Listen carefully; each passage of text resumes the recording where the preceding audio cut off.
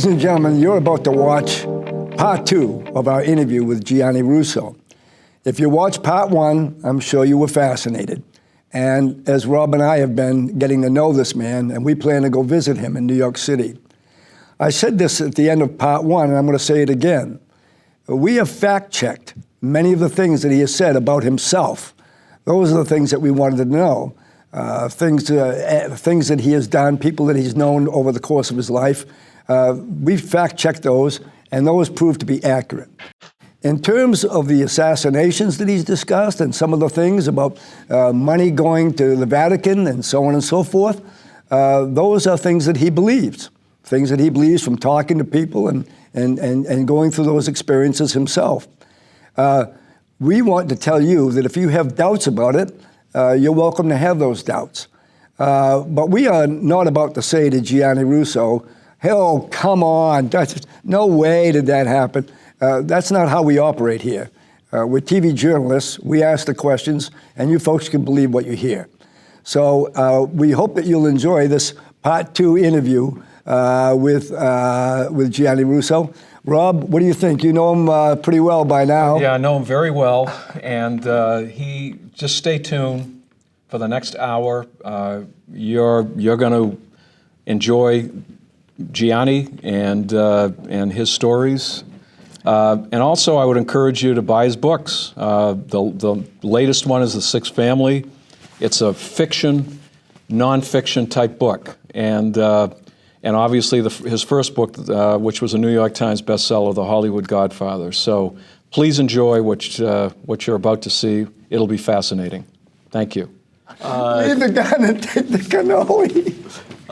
Gianni, where do you go from here? You've had a life that it reads like a history book, a movie. Yeah. No question. But I've been blessed. I mean, I'm not navigating this. I would sit here and be lying if I have a plot where I'll be in 2 years from now. Yeah. Well, you're doing a show. You're doing a show on Monday. Talk about your podcast. Yeah, but I mean, as far as when opportunities come, if I can make money with that, why wouldn't I take it? But you're going to sing. You're going to get up on stage in front of a couple hundred people and sing Sinatra in a couple days. Oh, yeah, I do that. Well, I do that while I'm here, and then next month I'm in Charlotte, North Carolina. Yeah.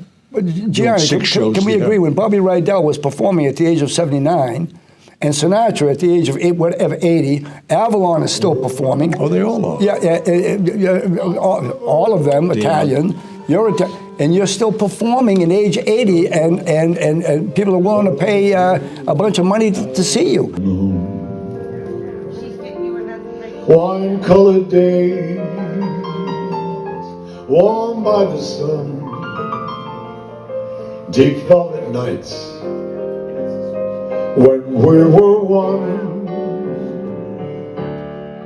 Speak softly, love, so no one hears us but the sky. The vows of love we made, we live on till we die. My life is yours, and all because you came into my world with love so softly, love.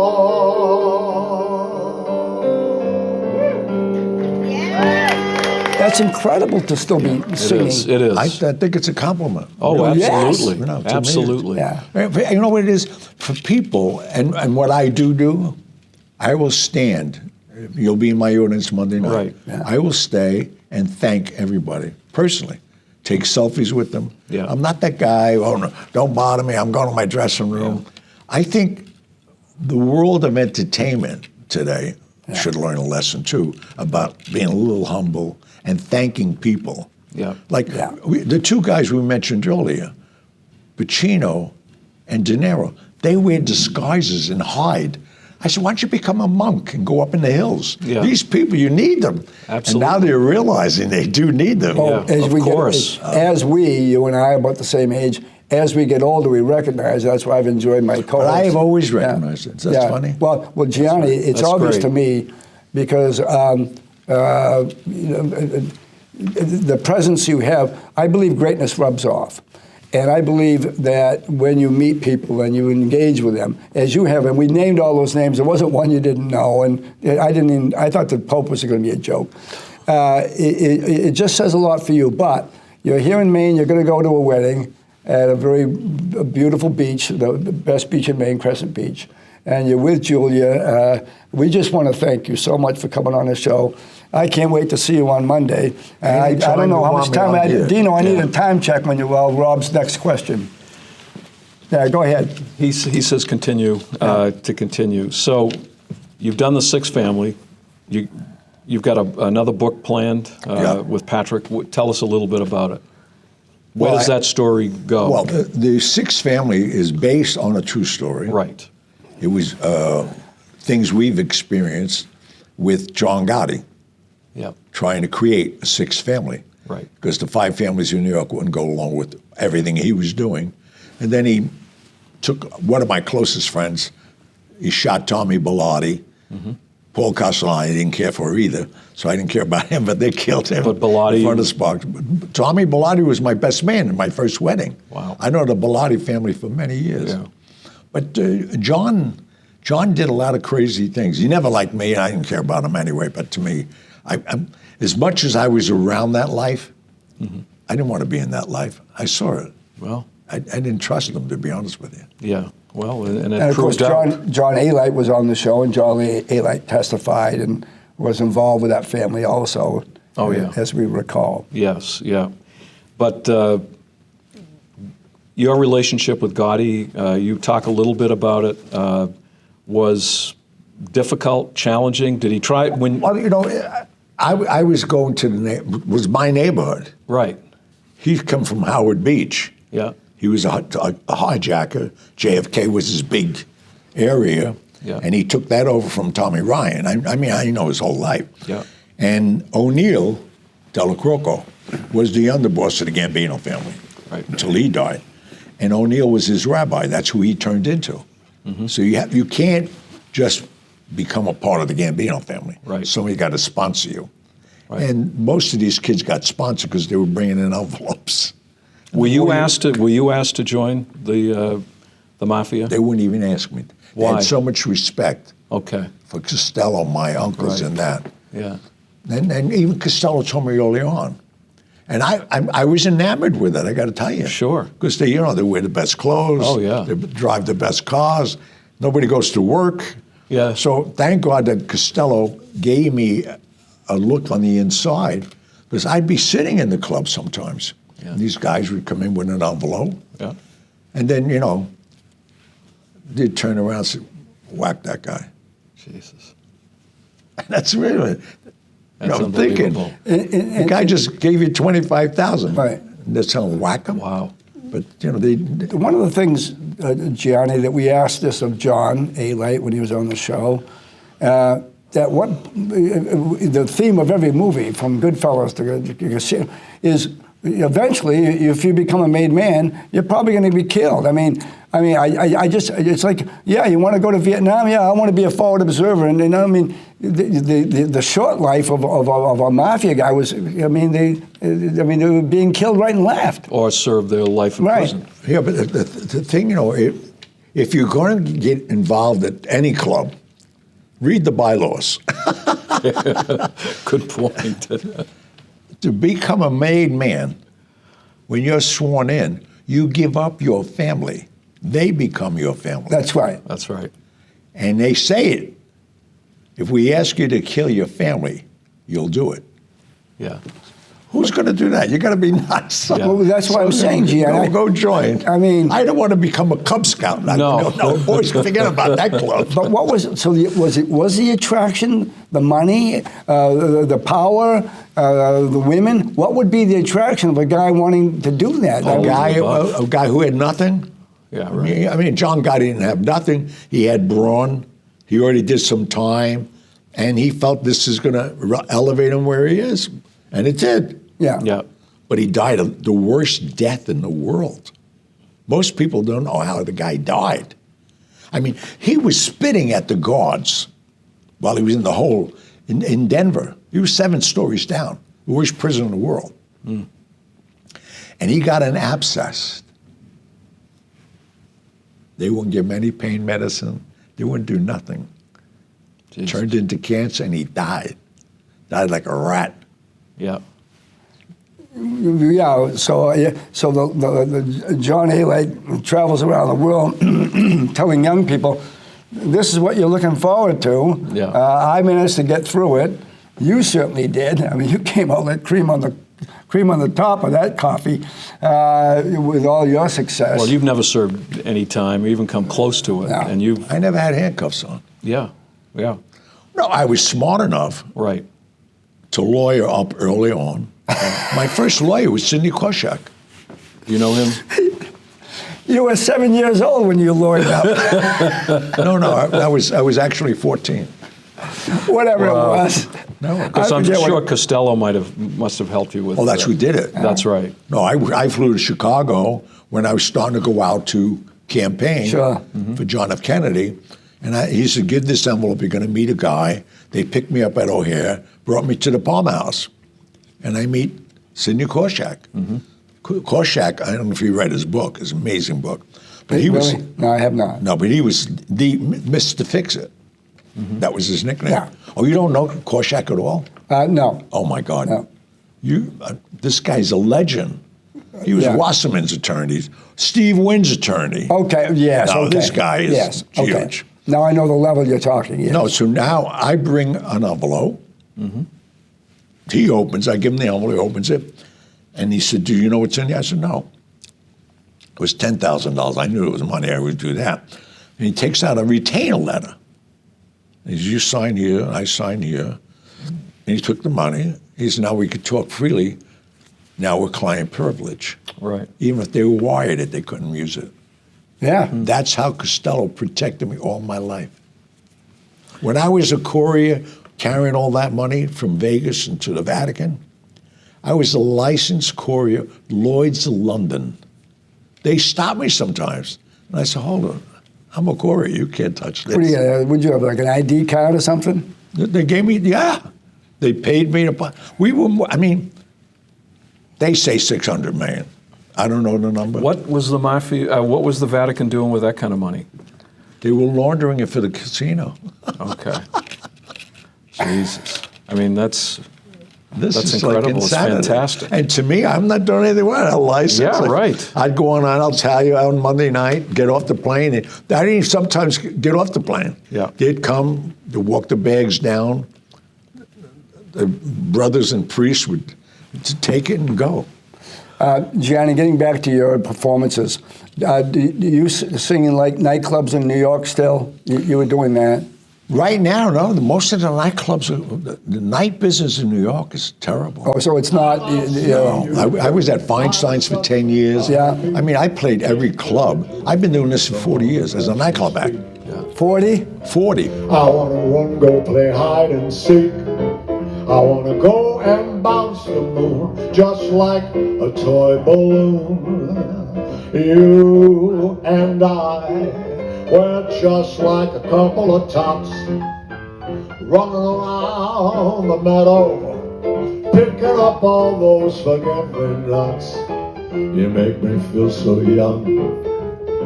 You make me feel there were songs to be sung, bells to be rung, and a wonderful fling to be flung. And even when I'm old and gray, I want to feel the way I do today. 'Cause you make me feel so, I just want to feel so. Talk about your singing, because you always, Yeah. Sinatra taught you how to. How Right. did he? What would he do to work with you and teach Well, you he how used to to come sing? to State Street, my supper club In Vegas, yeah. And I used to get up and sing just because of my club. Right. And then he came in a couple of times. He said, you know, when you get serious with this, I think I could help you. Yeah. So time went on, and I called Dorothy. I said, Dorothy, His the old mother. man said, that was his secretary. Oh. I said, the old man said, when I'm serious about singing, he'll help me. So she called me back. She said, yeah, okay. He'll be home Tuesday to Friday of this week. Come. Bring a bathing suit. I said, Dorothy, I don't want to swim. I want to sing. He said, bring a bathing suit. I said, okay. So I get to the house. Harry opens the door and he looks, where's your bathing suit? I said, what's with the bathing suit? I want to sing. He's go in the back, go to the cabana, everything's clean. Put a bathing suit on, he'll be right out. And I seen Sinatra in his white silk robe, a coffee cup and a cigarette at 2 o'clock. He gets up at 2 o'clock. You don't get up any time before that. Comes out, he's getting the pool. I said, Frank, what's with the swimsuit? He's getting the pool. And this is going to be an awareness that your audience is not going to believe. He learned how to breathe from Tommy Dorsey. Huh. He was in the Dorsey band as a band singer. That's right. And you could never understand it. When does this guy breathe? Tommy Dorsey taught him what he taught me. But he taught him in the St. George pool in New York and submerged him. I got in the pool and he said, hold your breath. And he timed me. He said, no. Go in again. Take a deeper breath into a lower diaphragm. None of us use your lower diaphragm to breathe. Right. It gives you more air. This is an instrument. When you could talk and do this, you're doing it the right way. Mm-hmm. And he showed me that. And then by 2 days, 3 days, I'm singing, sustaining notes. Then he taught me some things, and that was it. Amazing. Because that's what they talk about. When they talk about Sinatra, they say this man was able to carry the long note, without taking a breath. And he was this big. Yes. They talk about that, that he would sing, and then where ordinary men would take a breath, he's still doing it, and that's why people were so impressed by that. And you learned how to do it? I learned that with him, and the phrasing. It gives me the opportunity, even as an actor. It's all about your delivery. Yes. Yeah. When I first listened to your CD several years ago, folks, and I said this in the first interview, I did call Gianni. My niece gave me your CD. I called the number. You answered the phone. We talked for 20 minutes. I remember as I listened to it. How many years ago was that? Well, about 4 or 5, just before the COVID hit, because you said, why don't you come down to New York and see me? And I said, I plan to do that. And then COVID hit. Oh. But I remember, for example, Summer Wind and some of the songs that you did, how much you sounded. It's very hard to imitate. People try to do it. Oh, yeah. So you're different, but you're very, very similar. And that's because of this breath thing? Oh, definitely. Yeah. No, definitely. No. The phrasing and all that. And he told me something too. Go in the mirror and don't sing the lyric. Talk to yourself and make yourself believe what you're saying. Interesting. You see, Bobby Rydell, my friend before he passed away, he did an album where he is crooning Sinatra, Bing Crosby, oh, he's a great singer. I know Bobby well. And of course, he was the youngest to appear at the Copacabana with Sinatra sitting there. Oh, yeah. And Rydell loved to sing Sinatra. And one night he did Summer Wind, and he said, Derry, did you tape it? I said, I sure did. And it reminded me very much of Frank. And so you do pretty much his best of songs when you do the act? No, I do two, because I'm taking it chronologically when I met him. Yeah. So I met him, I got a transistor radio in my hospital room, and I turned it on. He was doing 6 shows a day at the New York Paramount already. Yes. 1949. Yep. Right, that's when the women were going nuts. Yeah. His hit, 1949, You Make Me Feel So Young. Yeah. Right. So I do that in my show. After Monday night, you're going to see the clips of Sinatra with the Bobby socks. I bought it all. Yeah. And then I do his hit. Yeah. Then I leave that alone, keep going, and as we start hanging out together at the Sands Hotel with the Rat Pack, I got Dean, Sammy, all them on stage. But at that time, I do Dean's theme song. I do Sammy Davis's theme song. Nice. And then I go with Sinatra, with Elvis, 1961. Yeah. When they do the TV special in Miami, if I'm not mistaken. And then I say, and I know what you're thinking, is he going to do an Elvis tune? And I am. I do an Elvis tune. It's not till the end of the show when he asked me, when I die, I want you to dedicate a song to Ava Gardner and this song I want you to do. I never do a show without doing this tune that he taught me, and I've never done it without getting a standing ovation at the end of that tune. No kidding. I mean, this tune. Well, you'll see Monday night. Yeah, his love for Ava was. I mean, he was heartbroken when that. What was that like? Because you were I'm close to both I of them. babysat him a lot. Yeah. I mean, she wasn't. She was a player, Oh, yeah. and she told him, you do what you do, I do. And she's a bigger star than he would ever be, Right. even at that time. Yeah. And he couldn't control her. Right. See, Frank needs to control you. Right. When he married Mia Farrow, he moved on my block. He It did. was the worst thing in the world. They have a fight to come over my house. I said, you don't go over there with her, that little kid. We didn't even know why he married I never her. understood that connection. Nobody did. Yeah, she was like a little kid. And then that's where he tried to control her. Yeah. He wanted to quit that show. She wouldn't. Exactly. That's right. Rosemary's Baby, very upset about it. That's it. She's done going forward. And nobody knew what she was doing. It was like a boy. Yeah, she did look different. A funny story, a very close friend of mine, Al Malnick, who's still my mentor. We met Al at Lee's funeral. Remember in Boston? Yes. Oh, yeah. Oh, my Oh, yeah. God, yeah. Well, Malnick is still a very close friend of mine. Yep. And Maya Lansky calls me up. And he said, Johnny, Frank is at Alvin's bar mitzvah. I said, we're supposed to be. He said, well, if you're supposed to be, I wouldn't be calling you. So now I got to go upstairs. Frank's in a hotel, Yeah. Fontainebleau. I knock on the door. And the security guard said, Johnny, he's not coming. I said, well, he's got to come. And I hear breathing near the door. Yeah. And, there was always so many crazy things up there. And I had, I got Maya Lansky, and you ain't telling me what I can do and not do. Right. And Al Malnick's right across on Indian Creek waiting for a bar mitzvah of 100 people, and so not supposed to be there. So I said, listen, I'm coming in. And nobody said anything. So I backed up a while, and I hit the double doors, the hotel door, just spread out. She was hanging onto the door. She went flying into the middle of the floor. She weighed about 10 pounds. Right. Sinatra comes out. I said, what the hell's going on? I said, Frank, what are you doing? I said, why aren't you at Alvin's house? And he looks at her. She told him it was called off. I said, how do you call off a bar mitzvah? Yeah. He said, I'll be right out. Okay. Got dressed, I brought him over. But this is with the beginning of them ending. Yeah. Because then that's when they all broke up. But there's certain people that if you're going to say you're going to be there, even Sinatra had a show. Right. Had a show. Well, I'm sure you knew that whole crew. Well, Lee would tell us stories about Al Melnick.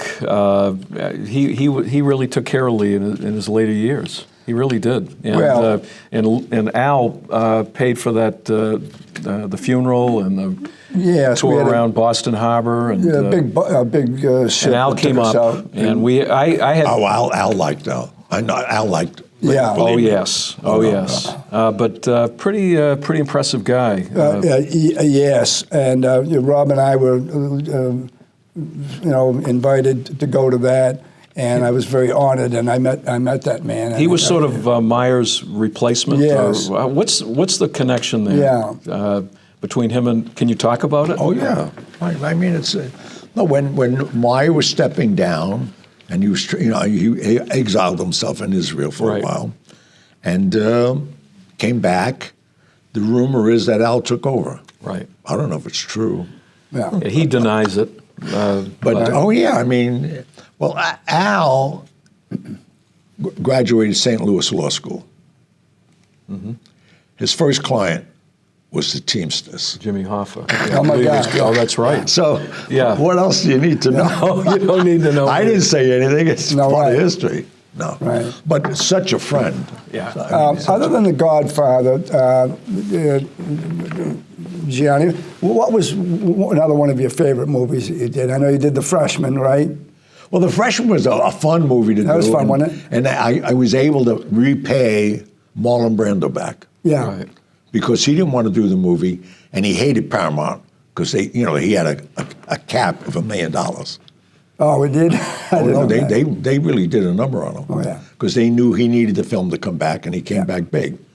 So I convinced Warner Brothers I can get him to do the part. And this was one of the movies that Michael LaBelle and Andrew Bergman and I produced. We produced that. We produced Chances Are with Robert Downey? Robert Downey Jr. Yes, right. And the other kid, I don't even like the kid, but he was in it. And I forgot the woman. And then I did Striptease with Demi Moore. Right. Sure, yes, right. So that was the 3 films we did. I got him $15 million Wow. to do that part. No kidding. Wow. And I said, now my debt's paid to you. He said, I don't know how you did this, but thank you. Wow. But no. And he reprised the role of the God. It looked just like the Godfather. Well, because that's he put what it on was some about. weight. See, but the union, they couldn't say it. So even when the kid was about to say, no, you don't call him that. So we got away without even saying the Godfather. Right. We put him in makeup. Yeah. That's what we did. That was great. But it's a fun movie. If anybody hasn't seen that movie. Oh, no, it's... Robert Downey Jr. and Bruno Kirby. Yes. Bruno Kirby died so young. A good actor. Yeah. And how about Coppola? Did you enjoy working with him, Francis Ford Coppola? You know, I've been asked that question a couple of times. Coppola was just like us. Yeah. He was a young director, his first big movie, and he didn't know whether he was going to be there tomorrow. They kept threatening him. Right. Because he fought for Pacino, and if he didn't get Pacino, he wasn't going to do it. Yeah. And that's why in the 11th hour they gave it to him. But we never knew the movie was even going to come out. When you were doing it, did you realize how good it was going to be? Or just... I really didn't care because I was making so much money. I did it for my ego. The book was already in its 3rd print. Just being in the movie, I'd go places and they knew I was in it. I didn't care if they did it or not. I was just having fun. I mentioned Jimmy Caan because when you did our first interview, you said, because people have asked you this every time they meet you, he was kicking the crap out of you, beating you with the trash can.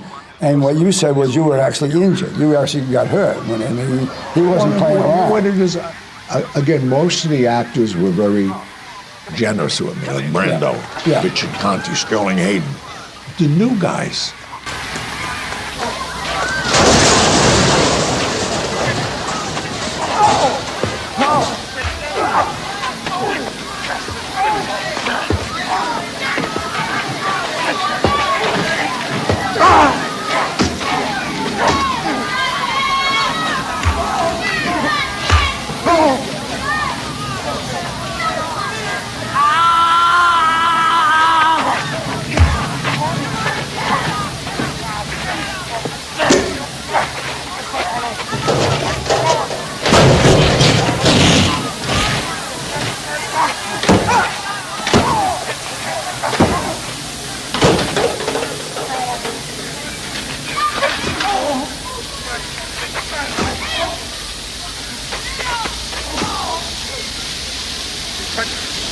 My sister again, I'll kill you.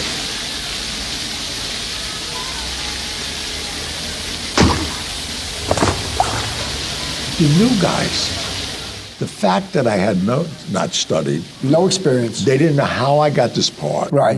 And it was a pivotal role. Yes, of course. I mean, if this guy didn't undermine the family, the story falls apart. I mean, no, you're one of the main actors. So I didn't know whether they just didn't like me because maybe I was going to destroy the movie. And I really didn't care. I was making so much money at that time. Again, I was there for my ego. I wasn't trying to prove being an actor. But then when I saw the opportunities, I said, this is easy. We sat there, won 3 Oscars. So you choose not to have a stuntman get the crap kicked out of him. It was you. No, but we choreographed it. I never did a movie before, so I don't know. Yeah. So we're from the steps to pulling up. These are all camera setups. Yeah. Because they're adjusting the lenses. Right. So we did this for like 10 hours. Now the next day we come in, we're supposed to shoot it. Yeah. Well, from the first shot, as soon as he gets out of the car, he throws a bat at me. That wasn't even a take. And he must have been practicing all night. He bounced right off my head the first shot. Christ. So I fell behind the car. Next time you watch it, I fall behind the car and they yelled, cut. Yeah. And I got a gash on my head. And it's my first movie, so they come over, you okay? I said, yeah. Do you want to continue? I said, of course I ain't going to say I'm doing this. So we continue. Now we go into the garbage pails. Right. Now, understand, these are not plastic garbage pails. No, they were real. These are the old steel ones. Right. And we choreographed that. And he was supposed to simulate banging me. And I'm not even getting, he's touching me. Yeah. He broke my elbow, chipped it. Jesus. Yeah.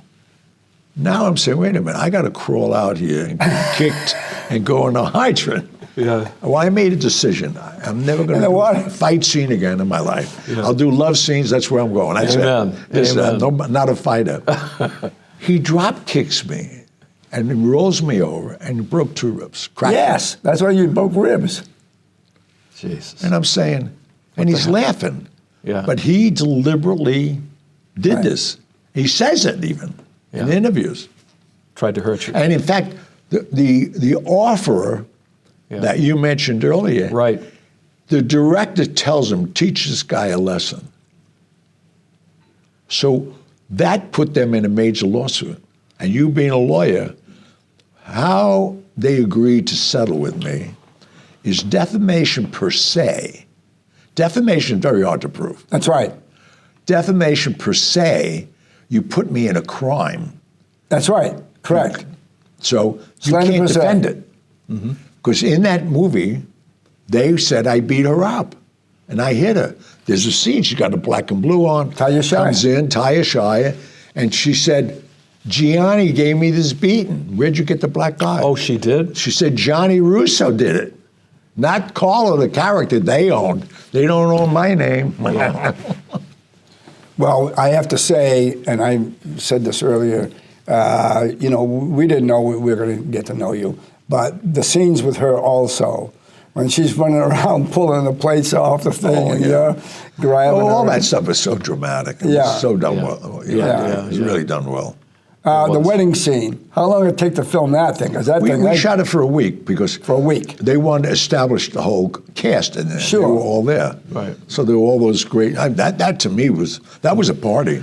I bet. And then you had a lot of the real authentic mafia. They all wanted to be there. And they wanted them there. So it was just fun. Interesting. No, that was a... And Al Martino, what was he like? Al Martino was a humble guy, too, because he wanted that part. Yeah. And, he had a lot of problems with Sinatra I know afterwards. Yeah. Oh, really? As you did. Well, I did it for a minute. I didn't put up with his stuff. He called me up. He didn't want me in the movie. Right. No, but I used his whole dialogue against him. Because when he called me, Dorothy called me, he said, the old man wants to talk to you. So I get on the phone, he says, you're a friend of mine, right, Johnny? I said, of course. He says, if I asked you to do you a favor, would you do it? I said, whatever you want, Frank. He said, I don't want you to do the movie The Godfather. I said, no problem. He caught me off guard. I wouldn't do it. And I hung up. Then I said to myself, am I crazy? So I waited a day and I called him back. I said, Frank, you're a friend of mine, right? He said, of course. I said, if I asked you to do a favor, would you do it? Anything you want. Right. I said, okay. If I asked you not to do Here to Eternity, would you have done it? He hung up on me. Get out of here. But why didn't he want you to do it? I found this out because of Ava. Mario Puzo, why he hated Mario Puzo, because Mario Puzo wrote the Johnny Fontaine character, obviously, with Sinatra. Right, sure. But the mob didn't get him the part. Ava Gardner got him the part. And the way she got him the part really upset him. See, the part in From Here to Eternity. Yes. Yeah. Right. She got him the part in Here to Eternity, not the mob. But in the movie, it said that he went to the mob, he was in the office, I got this part. Yeah. That's when he said, smack him, like, act like a man. The story is, and I know it, I heard it from her, that's why she went and did what she did. She broke up with him, they wanted nothing to do with him. His agent at William Morris was George Woods. George Woods had an apartment on 72nd Street in the East End. His neighbor, thank God his neighbor was home. She smelled gas coming from George's apartment. Mm-hmm. She called him at William Morris. Said, the super's got to get into your apartment. We smell gas. So when they went in, Sinatra was half in the oven. Jeez.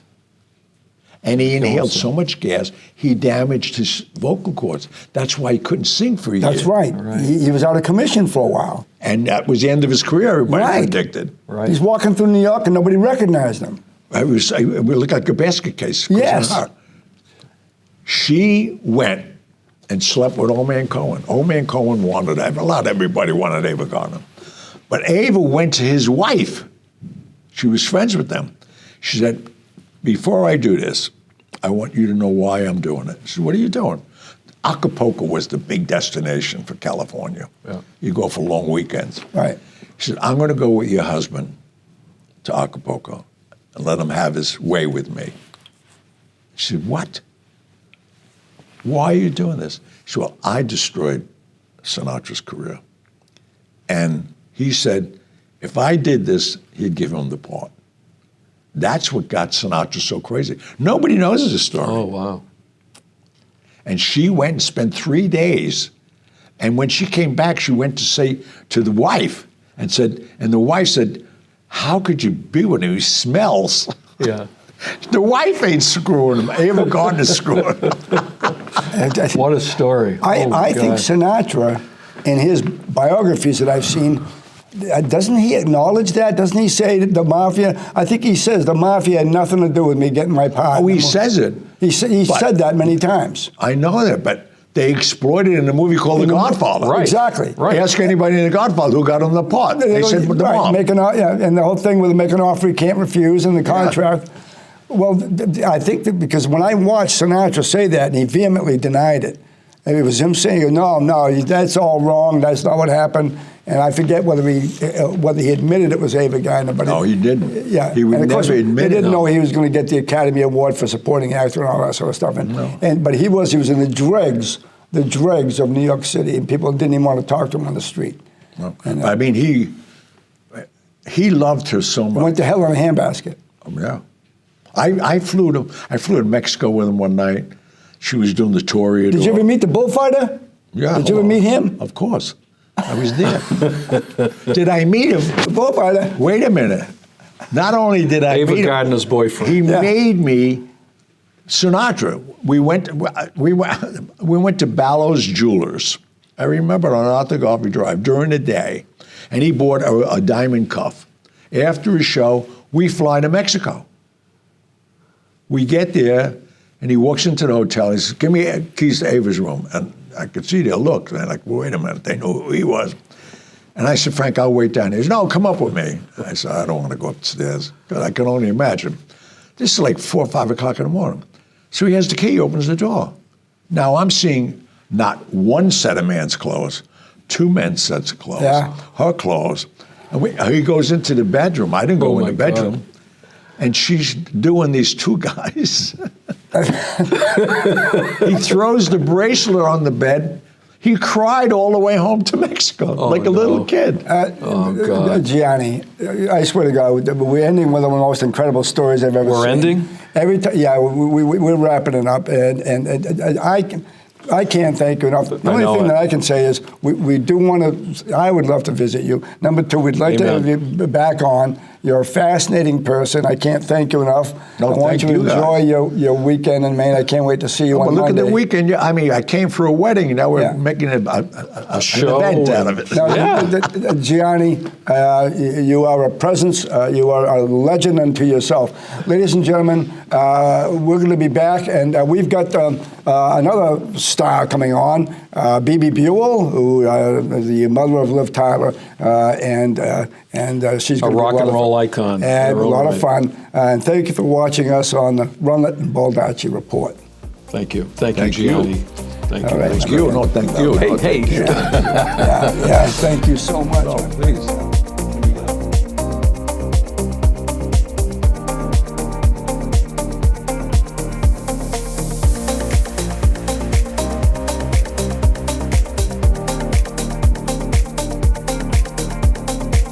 Gianni will be here in Portland, Maine, February 24th at the Portland Elks Lodge. Doors and dinner at 6 p.m.